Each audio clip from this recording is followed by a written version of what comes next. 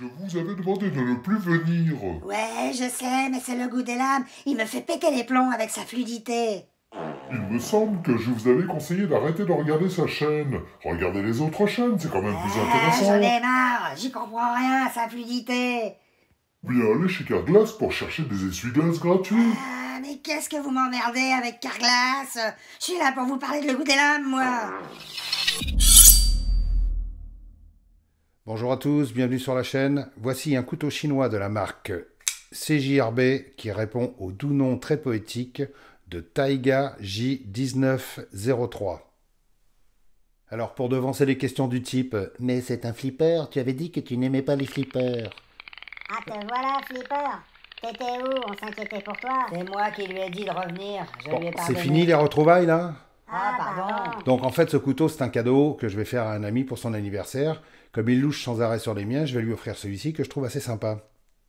Ses spécifications, il fait une longueur fermée de 12 cm, longueur ouverte de 21 cm, longueur de lame 91 mm, épaisseur de lame 3 mm 2, épaisseur de manche 13 mm 5. Sa lame est de forme drop point en acier D2 à 5961 HRC avec finition stonewash, en français pierre propre. Le manche est en G10 texturé. Ça ne verra pas beaucoup comme ça. Le système d'ouverture se fait par flipper et le blocage de lame par liner lock. Il a des roulements à billes en céramique, le clip de poche est réversible et son poids est de 150 grammes. Bon alors ce couteau n'a rien de révolutionnaire, hein, c'est de la construction chinoise comme on l'a déjà vu sur une multitude de modèles et de marques. C'est du solide avec des plaquettes et des liners très épais. Les entretoises en forme de bobine, c'est du déjà vu, archi vu même.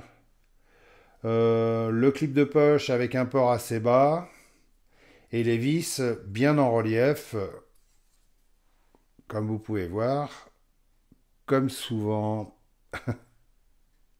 Un mécanisme bien fluide, roulement à billes céramique oblige. Hein. Moi qui n'aime pas trop les flippers, je dois reconnaître qu'il a une bonne prise en main, même je dirais excellente. C'est un couteau qui respire la solidité, c'est indéniable. Bon, c'est JRB, hein, c'est une marque chinoise récente, mais qui a très vite montré qu'il savait faire des bons couteaux pas chers. Hein. Celui-ci n'échappe pas à la règle, hein, son prix est très raisonnable. Je l'ai acheté 40 € avec les frais de port gratuits sur le site thebestknife.fr. C'est son prix normal, hein, faut pas se fier aux faux rabais que proposent certains sites français. Suivez mon regard. Où ça? Ah, fais pas ton relou, Coco, t'as très bien compris. Alors ce couteau dans le détail, je ne dirais pas que c'est du beau travail, mais je dirais plutôt que c'est du bon travail. Il n'y a rien à redire, l'assemblage est parfait, tout est bien ajusté, le mécanisme est très fluide, l'ouverture est facile et la fermeture également. Le liner lock s'actionne très facilement. Il est assez souple et comme il n'est pas dentelé comme sur certains autres modèles, il ne fait pas du tout mal au pouce. Et ce qui est à souligner, c'est qu'il vient se placer idéalement sur la lame quand vous ouvrez le couteau. Regardez-moi ça. C'est parfaitement ajusté. Il n'y a rien qui dépasse et ça c'est du beau boulot. Et c'est là qu'on reconnaît chez CJRB le petit détail d'ajustage qui fait la différence avec certaines autres marques chinoises. Bon, par contre, niveau look, c'est pas à tomber par terre. Hein. C'est du archi vu et revu chez plein de concurrents. Il existe aussi en verre et plaquettes façon carbone, et puis en gris aussi, je crois. Bon, enfin bref, du très classique. Hein. La prise en main est très bonne, même pour les miennes. Et le tranchant est excellent en sortie de boîte. Je vous fais rapidement quelques tests inutiles mais nécessaires pour montrer que ce couteau remplit bien sa fonction qui est de couper diverses choses. Disons que c'est le couteau qu'on n'hésitera pas à utiliser dans plein de circonstances, à condition d'aimer avoir 150 grammes dans la poche, bien sûr. Hein. Alors justement, dans la poche, il est assez discret. Bon, c'est pas non plus merveilleux, mais au moins, CJRB a pensé à faire un deep carry pocket clip, comme on dit sur les chaînes de couteaux branchés. Ce que, d'après ce que j'ai vu, ils font assez régulièrement sur beaucoup de leurs modèles.